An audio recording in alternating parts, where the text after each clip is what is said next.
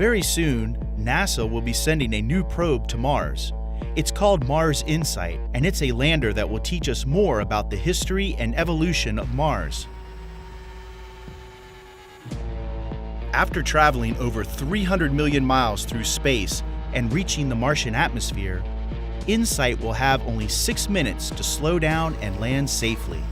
It will be going 14,000 miles per hour and carrying more mass than the previous Phoenix lander. InSight is also scheduled to land at a higher elevation, known for severe dust storms. All these entry, descent, and landing challenges must first be worked out by the engineers and scientists back at the lab.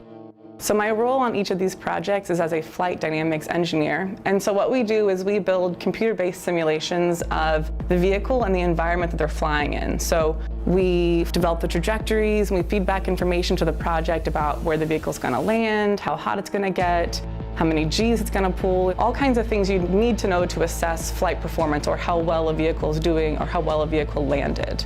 And those are all the information that we give back to the engineers, and they kind of use that to revise their designs.